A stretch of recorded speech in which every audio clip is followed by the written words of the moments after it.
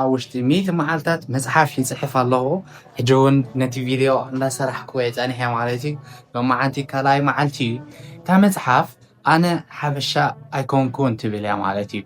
እዚ ማለት ነቲ ናትና ባህሊ ነቲ ናትና ልምድታት ነቲ ናትና ኣካይዳ ነቲ ሕብረተሰብ ምንጻግ ወይ ድማ ንዑ ምጽራር ማለት ኣይኮነን ግን እቲ ኣልጎሪዝም ዝህበና ዘሎ ሕማቕ ስእሊ ናይ ሓበሻ መንእሰያት ብፍላይ ማለት እዩ ንዕኡ ኣይቅበሎን እየ ኣነ ኸም ዓይነት ሰብ ኣይኮንኩን ንምባል እዩ ቀንዲ ዕላማ ማለት እዩ ስለዚ እዛ መጽሓፍ ከምቲ ካልእ ኖርማል ጸሓፍቲ ዝጽሕፍዎ ኣብ ሓንሳብ ኣብ ገዝኦም ተዓጽዮም ንኽንደይ ኣዋርሕ ኮፍ ኢሎም ይጽሕፉ እሞ ድሓር ነታ መጽሓፍ ምስ ወድእዋ ካልኦት ሰባት ኣብታ ናቶም መጽሓፍ ኢንተረስት ክህልዎም ጸሎት ይገብሩ ኣነ እዚ ካይዳ እዚ ክጥቀመሉ ኣይደለኹን ሕጂ እቲ ናተይ ኣካይዳ ፍልይ ዝበለ እዩ ንሱ ድማ ብናትኩም ምርጫ ንስኹም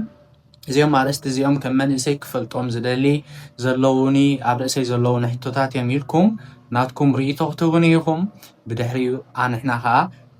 ነቲ ናትኩም ርኢቶ ርኢና ነቲ ናትኩም ኣርእስትታት ርኢና ክፋላት ናይታ መጽሓፍ ክንገብሮም ኢና ማለት እዩ እዛ መጽሓፍ 10 ክፋላት እዩ ክህልዋ እሱ ድማ እተን 10 ክፋላት ከዓ ናትኩም ምርጫ እያ ሓንቲ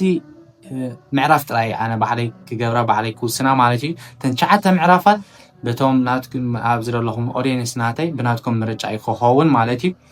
ኣብ ዩቲዩብ day 1 ኢለ ፖስት ኢለ ኣለኹ ድሕሪ ቁሩብ ሰዓታት እውን day 2 ፖስት ክብለ ተመሊስኩም ረኣይዋ and ኣብቲ ዲስክሪፕሽን እውን ምርጫ ናትኩም ትህብሉ እቲ ኣርእስቲ ከም ዝኸውን ኣለዎ እዚ ክኸውን ኣለዎ ትብልዎ ሊንክ ገሪፈልኩም ኣለኹ እቲ ናይ ምርጫ መሃብ ግዜ ውሑድ ስለ ዝኾነ ኬድኩም ምርጫ ግበሩ ኢኹም ኣነ እዚ ኣርእስቲ ዝፈልጦ ደልየ ኣነ እዚ ነገር እዚ ዘሸግረኒ ኣነ ከምዚ ኣብ ሂወተይ ብጣዕሚ ዘሸግረኒ ኢልኩም ናትኩም ርኢቶ መሃብ ከገድሰኒ ምክንያቱ ኣነ ዲሲፕሊን ስለ ዘለኒ ሓያል ስለ ዝኾንኩ ጸሓፋይ ስለ ዝኾንኩ ጸሓፋይ ክበሃል ስለ ዝደለኹ ይኮንኩ ነዛ መጽሓፍ ዝጸሕፋ ዘለኹ ግን እቲ ጉዕዞ ብሓንሳብ ክንጓዓዞ ስለ ዝደለኹ እየ ስለዚ ንስኹም ተዘይተሳቲፍኩም ንስኹም ተዘይተዓዚብኩም ኣዛ መጽሓፍ ትርጉም የብላን ንስኹም ተዘይተሳቲፍኩም ከዓ ልክዕ ከምቶም ካልኦት ጸሓፍቲ ብርእሶም ንዖም ደስ ዝብሎም ዝጽሕፉ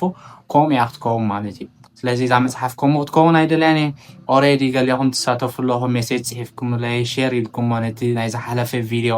ከምኡ ኣርእስቲ ናትኩም ርኢቶታት ሂብኩም ኣለኹም ኣዝየ የመስግነኩም እትዮም ተሪፍና ዘለና ከዓ ከምኡ ፓርቲሲፔት ምግባር ኣይነሕማቕ እትየን ቪድዮ ናተይ ኣብ ዩቲዩብ ቻነል ኬድኩም ክትርእይዋ ትኽእሉ ኢኹም